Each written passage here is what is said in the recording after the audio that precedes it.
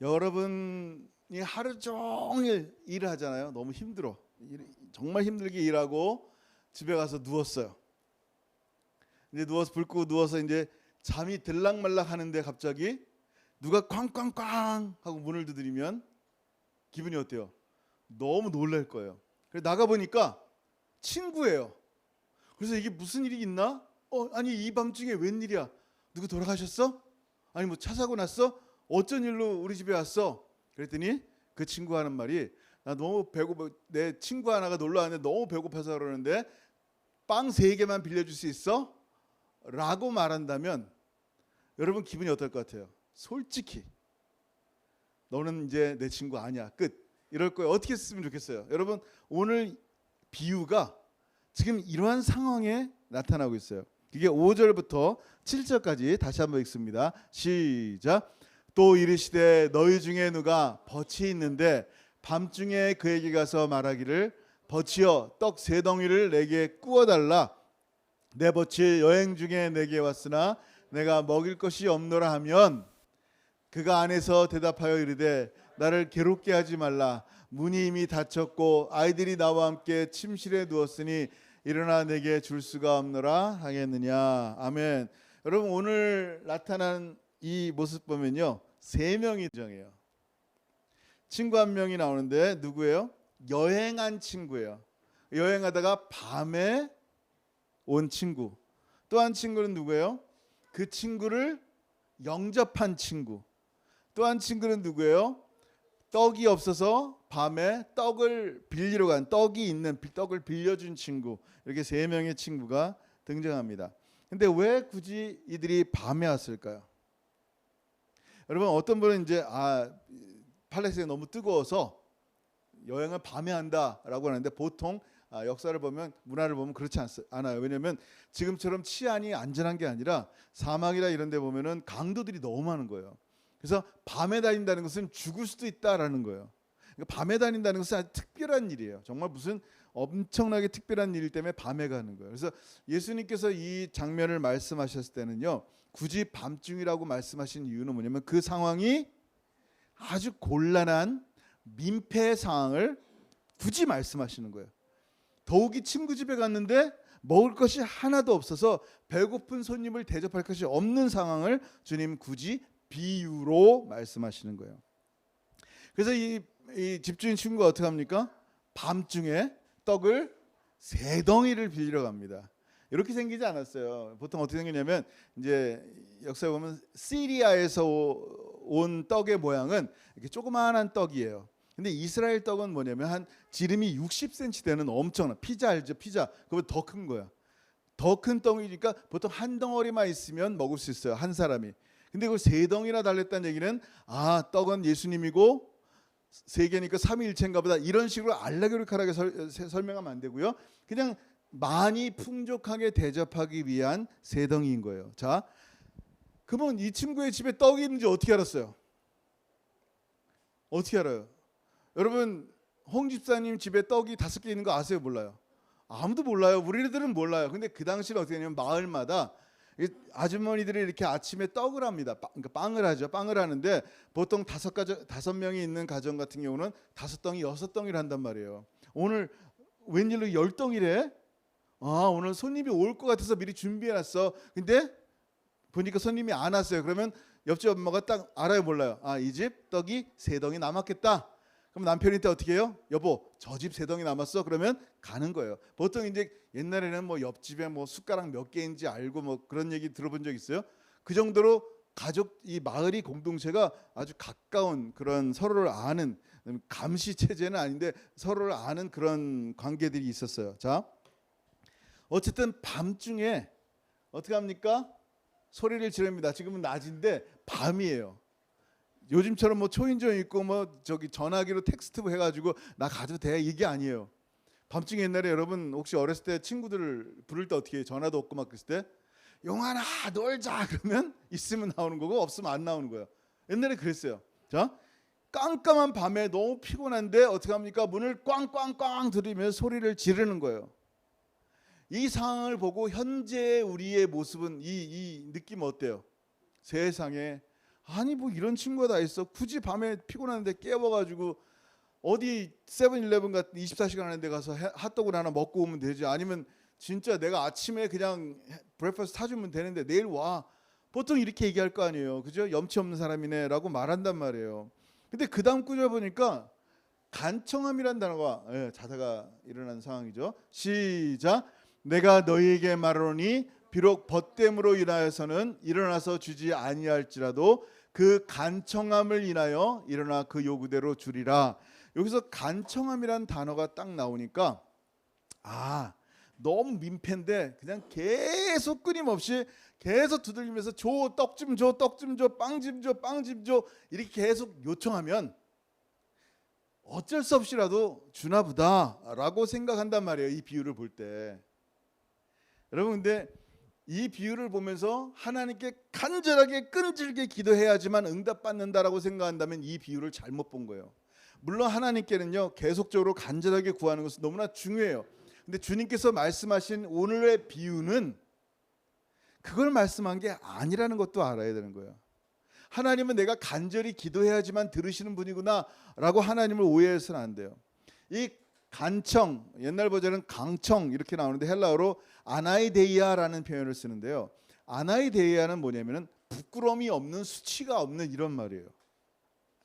없다, 아가 없다는 거예요.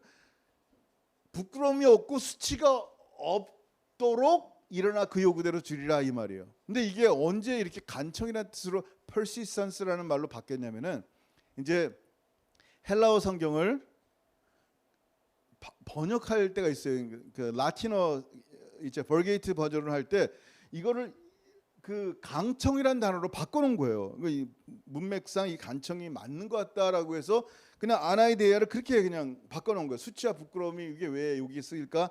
왜냐하면 우리가 성경을 읽을 때요, 이 내용을 잘 그냥 볼 때 컨텍스트를 모르거나 문화를 모르면 유대인의 문화, 자 한국 사람으로 여기 사는데 한국 문화가 몸에 배 있단 말이에요. 그러니까 서양 사람들, 여기 캐나다 사람들, 미국 사람들, 뭐 서양 사람들이 우리의 문화를 이해하지 못하는 것이 많이 있단 말이에요. 너무나 다르단 말이에요, 문화가.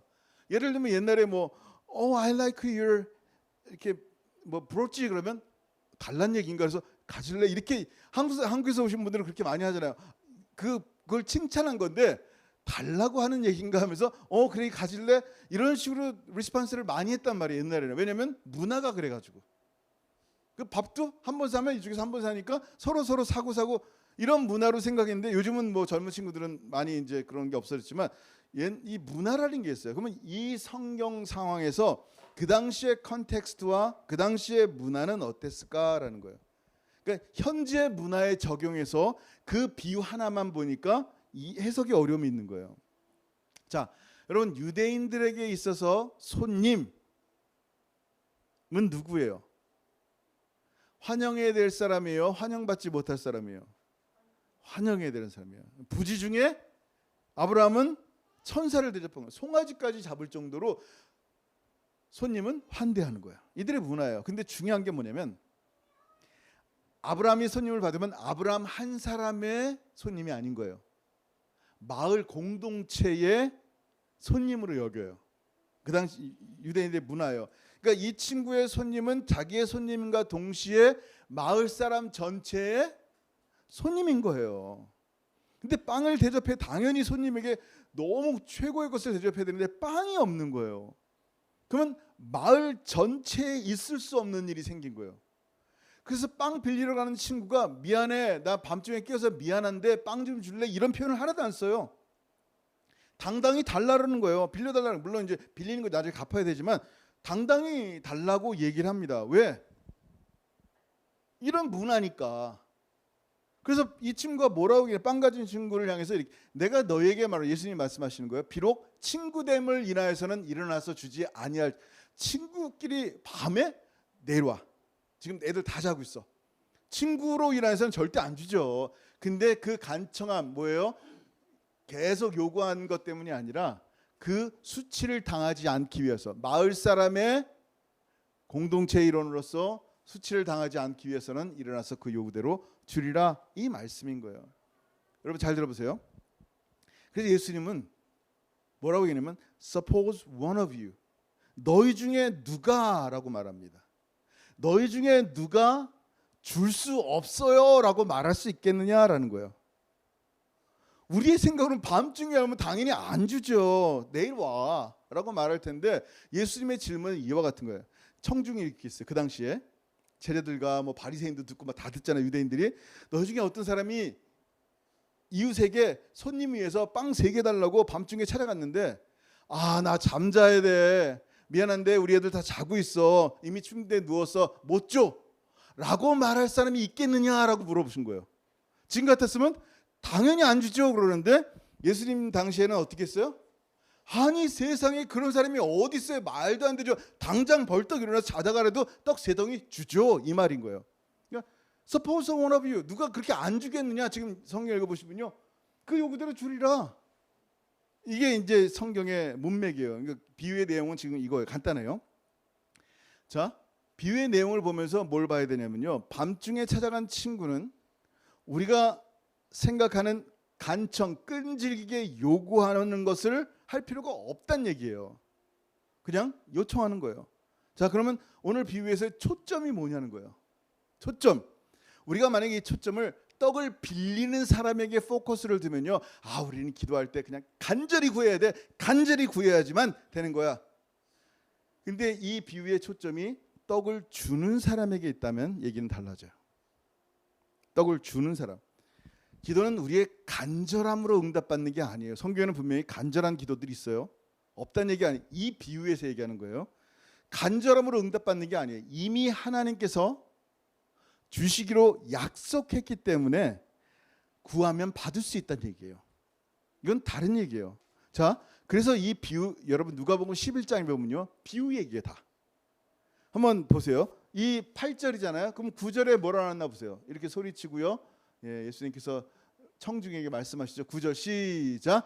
내가 또 너희에게 이르노니 구하라 그러면 너희에게 주실 것이요 찾으라 그러면 찾아낼 것이요 문을 두드리라 그러면 너희에게 열릴 것이니 구하는 이마다 받을 것이요 찾는 이가 찾아낼 것이요 두드리는 이에게는 열릴 것이니라. 아멘. 지금 뭘 말씀하고 있는 거예요? 네가 열심히 구하고 찾고 두드리면 두드리기 때문에 받는 것이다 라고 말하는 게 아니에요. 하나님이 이미 주시기로 약속한 것을 구하고 찾고 두드려라 라는 거예요.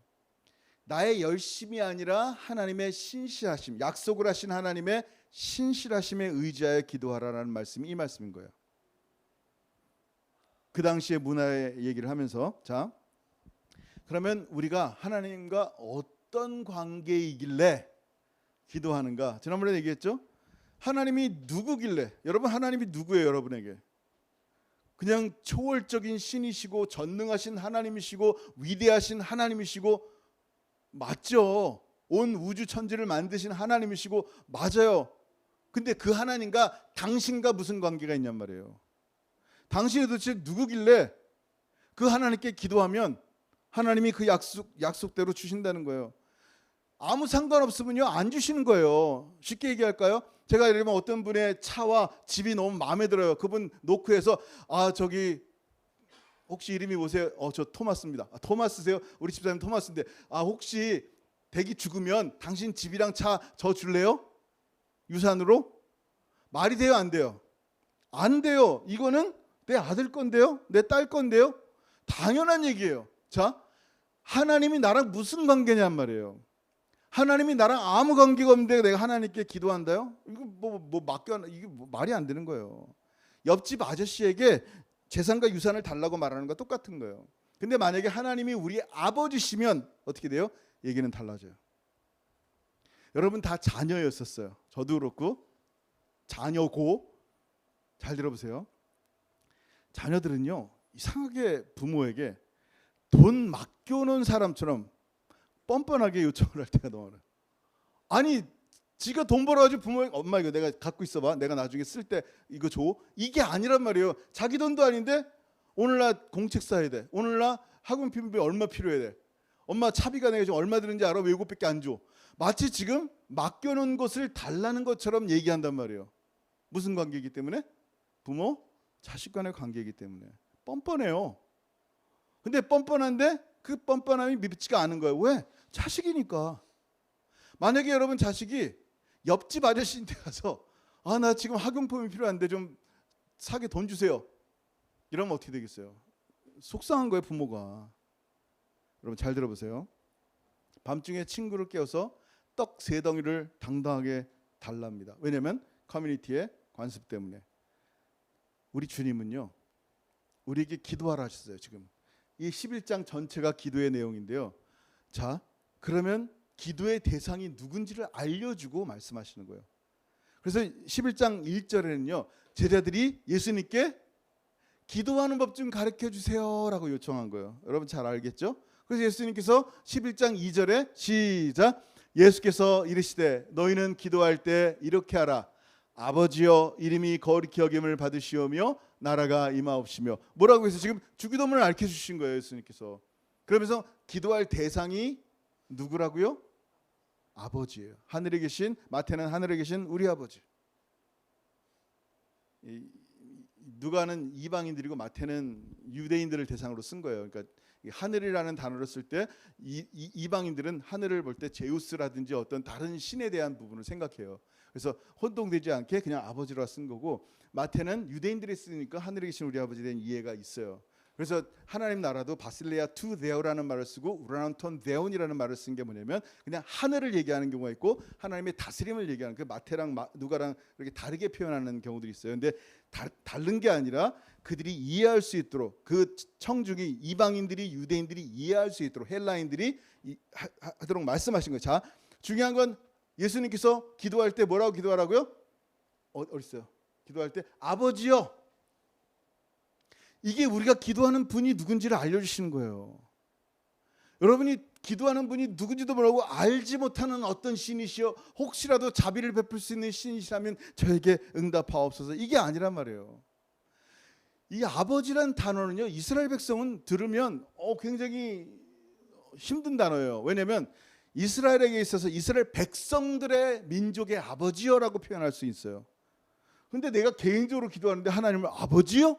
라고 한다는 건 있을 수가 없어요. 그 당시 왕만 그렇게 했어요. 왕의 자녀들은 하나님의 자녀다라고 표현했는데 어떻게 내가 아버지요라고 표현할 수 있냐는 거예요.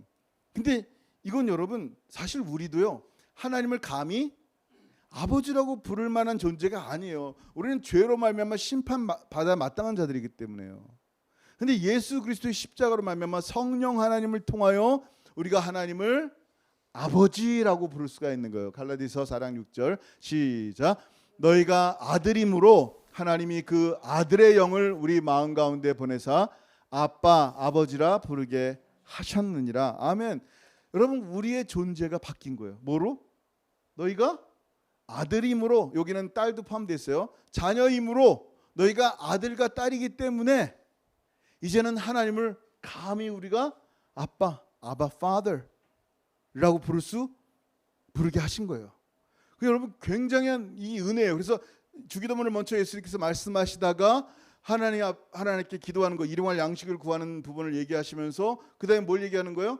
오늘 비유를 말씀하는 거예요. 근데 내가 기도해도 응답을 하실까요? 하나님께서 하면서 suppose of you, one of you, 누가 달라고 하는데 공동체 가운데 손님이 왔는데 안 줄 사람이 어디 있겠느냐라는 거. 하물며 너희 하나님께서, 그러면서 그 다음 구절에 뭘 표현하시냐면요, 이렇게 말씀하는 거예요. 같이 읽습니다. 시작. 너희 중에 아버지 된 자로서 누가 아들이 생선을 달라 하는데 생선 대신에 뱀을 주며 알을 달라 하는데 정갈을 주겠느냐. 아멘. 누구 된 자? 아버지 된 자. 계속 아버지에 대한 표현을 말씀하시는 거예요. 우리가 누구에게 기도하는지를 누가복음 11장에서 계속 말씀해 주기 때문에. 13절 시작. 너희가 악할지라도 좋은 것을 자식에게 줄 알거든 하물며 너희 하늘아버지께서 구하는 자에게 성령을 주시지 않겠느냐 하시니라. 아멘. 무슨 얘기예요? 하나님은요, 중요한 것은 하나님은 간청하는 사람의 원하는 것을 들어주시는 분이 아니라 가장 좋은 것을 주시는 분이에요. 그분이 누구예요? 성령 하나님이에요. 아멘. 여러분 성령 하나님이 누군지를 보셔야 돼요. 우리가 기도할 때 성령의 도움 없이 기도한다? 넌센스예요. 자, 고린도후서 1장 21절 22절 두 절 읽습니다. 시작. 우리를 너희와 함께 그리스도 안에서 굳건하게 하시고 우리에게 기름을 부으신 이는 하나님이시니 그가 또한 우리에게 인치시고 보증으로 우리 마음에 성령을 주셨느니라. 아멘. 성령 하나님 우리의 마음에 인치시는 거예요. 우리를 구속하였다. 이제 오후에 기정에 세례를 받는단 말이에요. 우리 기정 형제님이 세례를 받는데 세례라는 게 뭐예요? 예수로 옷 입는 거예요. 예? 하나님이 나를 보실 때 조용한을 보는 게 아니라 세례 받을 때 예수로 옷 입은 누구를 봐요? 예수를 보는 거예요. 나는 부족해요. 나는 부족해서 확신이 안 서요. 보증이 없으니까 내가 정말 하나님 나라 갈 수 있을까? 하나님의 자녀로 살 수 있을까? 담대함이 없단 말이에요. 어떤 부족한 일을 할 때마다 넘어지고 또 너무나 마음이 불안하단 말이에요. 근데 우리의 보증 되신 성령님이 우리 안에 계시면요, 기도할 때 두렵지가 않은 거예요. 왜? 누가 오시니까. 하늘아버지가 오시니까, 우리의 주님이, 우리의 신랑된 주님이 다시 오시니까 마지막 시대에 사람들이 진짜 종말의 사인이다라고 얘기하면서 두려워하는데 예수 믿는 사람들은 두려워하지 않단 말이에요. 왜? 믿으니까. 누가 오니까? 사랑하는 아버지가 오시는데, 사랑하는 나의 주님이 오시는데 두려워할 이유가 있어요, 없어요? 없는 거예요. 그 확신한 약속을 누가 보증해 주란 말이에요? 성령님이에요. 성령님이 이것을 개런티하지 않으면 우리가 계속 두려워할 수밖에 없는 거예요. 자, 이 물건을 한번 실험해 볼까? 이거 한번 테스트해 보고 마음에 안 들면 리턴해야지. 근데 이건 내가 생각했던 그게 아니네? 그럼 어떻게 돼요? 얼마트 가서 리턴한단 말이에요. 그럼 돈 그대로 돌려준단 말이에요. 코스코 가면 satisfaction guarantee예요. 그냥 마음에 안 들고 1년 안에 돌려받는단 말이에요. guarantee 한단 말이에요. 뭘? 언제든지 마음에 안 들면 돈 돌려줄게. 하나님께서 구원의 약속을 인치신 거예요. 예수 그리스도 안에서. 그걸 누가 보증하냔 말이에요. 누가 보증해요? 성령님이에요. 그래서 예수님께서 여러분이 기도할 때, 우리가 기도할 때 가장 최고의 좋은 것, 최고의 좋은 것을 주겠다는 거예요. 그게 누구예요? 성령님이에요. 성령님이 오셔야지 우리가 하나님의 자녀로 거듭날 수 있는 거예요. 성령님이 오셔야지 하나님께 기도할 때 응답하시는 거예요. 성령님이 오셔야지 교회가 세워지는 거예요. 성령님이 오셔야지 하나님 나라가 온 세상 가운데 선포가 되는 거예요. 아무리 간절히 기도한다 할지라도요, 성령이 없으면 그 간절한 기도는요, 결코 기도를 할 수 없는 거예요. 예전에 한번 얘기했죠. 신학생 때 제일 심한 욕이 뭐라고요? 기억나세요? 신학교 학생들이 무슨 대단한 욕을 하겠어요. 신학생인데. 근데 우리들 사이에 욕하지 않지만 심한 욕이라고 하나가 있어요. 그게 뭔지 아세요? 성령님 없이 목회해라 이거예요. 생 고생하다 직사기 고생만 하다 죽어라 이거 말이에요. 이거 되게 심한 욕이죠, 목사한테. 성령님 없이 기도하고 성령님 없이 설교하고 성령님 없이 교회 세워서 네 교회로 네 설교로 아주 그냥 잘 나가라. 그럼 뭐가 되는 거예요? 저주죠. 이게 뭐예요? 주님의 교회가 아니라 자기 교회를 세우는데 저주지. 이게 어떻게 축복이에요? 무서운 말인 거예요. 무서운 말. 신학생들도 알아요. 그 말이 무슨 말인지. 성령 없이 어떻게 우리가 하나님을 아버지라 부르냔 말이에요. 하나님이 우리의 아버지가 아닌데 아무리 누구에게 기도하시는데 지금? 아버지가 아닌 분에게 기도하고 있는 거예요. 아버지의 기도하는 것은 뭐 자전거 하나 받고 핸드폰 하나 받고 문제 해결되고 이게 아니에요. 천국을 inheritance, 천국을 유산으로 받는다는 얘기예요. 아버지라 하면, 자녀라고 한다면 우리가 하나님의 자녀가 된다는 것은 천국을 받는다는 거예요. 하나님의 나라를 통째로 받는 거예요. 이게 놀라운 은혜가 예수 그리스도 안에서 성령으로 말미암아 되어지는데, 주님께서 기도하라는 거예요. 오늘 비유를 통해서 뭘 기도하라? 두려워하지 말고 기도하라. 담대히 밤중에라도 구하면 준다는 거예요. 친구됨을 위해서는 안 주겠지만 너희 공동체 가운데 손님 아니겠니? 하나님께 기도하라는 거예요. 너희 아버지 하나님께 기도하면 아버지 하나님이 너에게 약속을 하셨기 때문에 그 약속을 지금 들어주려고 애를 쓰는데, 구하라 두드리라 라고 말씀하는데 어떻게 돼요? 구하지도 않고 두드리지도 않고 찾지도 않는 거야. 왜냐하면 어차피 기도해봤는데 안 들어주셨으니까, 안 들어줄 것 같으니까 끊임없이 안 하는 거예요. 그래서 주님은 뭐라고 말씀하세요? 구하라는 거예요. 성령이 없으면요, 우리가 하나님을 아버지라 부를 수도 없고요. 하나님께 여러분 예수님을 구하는데 가장 좋은 성령을 주신다는 거예요. 성령을 통해 하나님을 아버지라고 부른다는 말의 뜻이 뭔지 아세요? 우리가 성부, 성자, 성령 하나님이 하나이듯이 우리가 그 안에 동참한다는 거예요. 예수 안에, 하나님 안에 우리가 함께 한다는 거예요. 그게 성령님을 통해 하나님을 아버지, 아빠라고 부른다는 뜻이에요. 부부가 결혼했는데 둘만 살아요. 근데 애가 어디서 튀어나왔어요. 그러면 이 애는 이 가족 안에 포함되어 있는 거예요. 가족이란 말이에요. 너는 2020년에 태어났으니까 내 생각에는 너는 우리 가족 같지는 않아. 생긴 것도 나랑 좀 다르게 생겼으니까 그냥 키워는 줄 테니까 내 가족은 아니야 라고 말하는 부모 있어요? 없어요.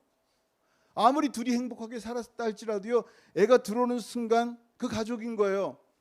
성부, 성자, 성령 이 삼위 하나님 안에 누구도 낄 수가 없어요. 근데 예수 그리스도 안에 성령으로 말미암아 우리가 그 안에 포함이 되는 가족이란 말이에요. 할렐루야. 이거 가장 최고의 좋은 것이에요. 여러분 오늘 비유는 뭐예요? 뭘 말하는 거예요? 기도라는 게 뭐라고요?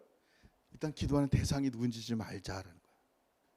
그리고 기도하는 대상이 우리 하나님이시고 하나님이 약속하신 그것은 하나님은 너무나 faithful, 신실하셨어요.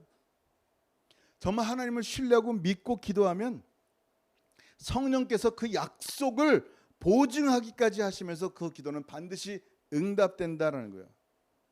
우리의 열심과 끈질김으로 열심히 하면 된다 이걸 얘기하는 게 아니란 말이에요. 우리 쪽에서 열심히 하는 것을 강조하지 말고 계속하여 예수님께서 친히 말씀하신 이 비유를 통해서 하나님 아버지의 신실하심을 말씀하는 이 은혜 가운데 하나님을 찬양해야지. 우리 열심히 기도합시다. 죽을 때까지 기도합시다. 응답할 때까지 기도합시다. 나쁜 말은 아니에요. 틀린 말도 아니에요. 근데 우리가 신실하신 하나님이 누군지 알고 그렇게 기도하라는 거예요.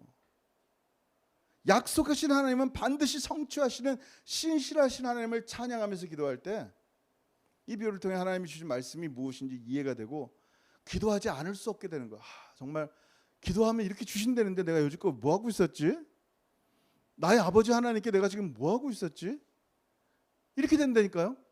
자, 이 말씀 읽고 마칠게요. 얼마나 감사하며 행복해요. 자, 같이 읽습니다. 신명기 7장 9절 시작. 그런즉 너는 알라 오직 내 하나님 여호와는 하나님이시요 신실하신 하나님이시라.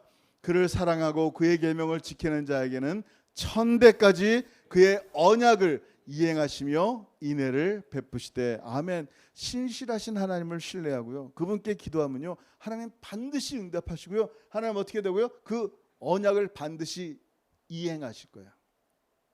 오늘 비유를 통해 정말 신실한 하나님을 영원토록 찬양하는 저 여러분들 주로 축원합니다. 아멘. 기도하겠습니다. 여러분 이 시간 기도할 때 정말 하나님 성령 하나님으로 동행케 하여 주옵소서 기도했으면 좋겠고요. 정말 우리 마음속에 주님 신뢰하지 못하고 온전히 기도하지 못한 거 주님 더 기도하겠습니다. 더 주님과 친밀한 교제가 있기를 원합니다. 주님과 함께 동행했으면 좋겠고요. 그리고 오늘 말씀을 통하여 정말 나의 열심에 의지하여 기도하려는 거 회개합니다. 하나님의 신실함에 의지하여 기도하는 내가 되게 없어서 오늘 말씀을 생각하며 성령께서 각자의 주시는 은혜를 따라서 같이 기도하며 구했으면 좋겠습니다. 기도합니다. 하늘 아버지 참으로 감사합니다. 감사합니다. 주님 오늘 말씀을 통하여 참으로 이 비유가 얼마나 소중한지를 알게 하시고 우리의 열심을 통하여 하나님이 응답하시는 분이 아니라 하나님의 신실하심 때문에 하나님이 이미 약속하신 그 은혜를 우리에게 주시고자 우리에게 구하라 찾으라 간구하라고 하셨사오니 이 시간 하나님 사랑하는 성도들 정말 하나님께 간구하게 없어서 왜냐하면 하나님 우리의 아버지 되시기 때문입니다. 아무것도 두려워하거나 염려하지 않게 하시고 이미 이루신 놀라운 생명의 약속 가운데 이미 이루신 구원의 약속 가운데 그저 누리며 감사하며 기뻐할 수 있는 하나님의 소중한 영혼들이 될 수 있도록 은혜 베풀어 주옵소서. 더 이상 나를 좌지우지하는 것이 나의 열심이 되지 않게 하옵소서. 하나님의 은혜가 되게 하시며 하나님의 신실함이 되게 하셔서 정말 하나님만 붙잡고 하나님과 동행하며 나가는 하나님의 소중한 사람이 될 수 있도록 역사하시고 동행하여 주옵소서. 특별히 오늘 또 우리 하나님 사랑하는 이기정 오늘 또 세례를 받습니다. 참으로 비록 어렸을 때 유아세를 받았지만 자기의 신앙을 다시 고백하며 또 하나님 예수 그리스도와 동행하고자 하오니 하나님 오늘 모든 소중한 시간들이 하나님께 영광되게 하시고 우리 기정의 삶 가운데 주 예수와 늘 동행하며 걸어가는 귀한 아름다운 아들 되게 도와주옵소서. 오늘 모든 시간 가운데 주님만 영광 받으시옵소서. 감사합니다. 주님 감사합니다. 신실하신 하나님을 찬양합니다. 하나님의 신실하시기 때문에 우리가 이 자리에 서 있으며 하나님이 신실하시기 때문에 하나님의 약속이 우리 가운데 성취됨을 믿습니다. 하나님이 신실하셨기에 예수 그리스도를 마침내 보내주셨고 그 예수 그리스도의 십자가에 우리가 함께 못 박히고 예수의 부활에 우리가 함께 살아났음을 고백합니다. 하나님 주님 오시는 그날까지 이 땅을 살면서 두려움과 염려로 살지 않게 없어서 우리의 부족함 가운데서도 밤중에 당당히 문을 두드리는 것처럼 뻔뻔하게 주님 앞에 나아가는 것처럼 오직 하나님의 약속을 신뢰하며 담대히 하나님께 나아가게 하시고 더 이상 두려움과 염려가 우리의 삶을 지배하지 않게 하시며 감사와 찬양만이 우리의 삶에 하나님께 높여지는 우리의 예배와 고백이 될 수 있도록 은혜 베풀어 주옵소서. 사랑하는 성도들 한 분 한 분 기도할 때마다 응답하시는 이 은혜를 알게 하시고 아버지 하나님께 계속하여 간구하며 참으로 사랑하는 주님과 친밀한 교제가 계속하여 이루어질 수 있는 우리 귀한 채플 성도들의 삶이 되게 도와주옵소서. 이제는 우리 주 예수 그리스도의 크신 은혜와 아버지 하나님의 다함이 없으신 사랑하심과 성령 하나님의 교통하심과 교제하심이 오늘 말씀을 통하여 간청하는 기도가 아니라 하나님의 약속에 의지하여 하나님의 신실하게 허락하시고 응답하실 우리 하나님만 바라보고 신실하신 하나님을 찬양하며 날마다 주님과 교제하며 기도하기를 소원하는 사랑하는 모든 성도들 머리 위에 이제로부터 영원토록 함께 있을지어다. 아멘. 아멘.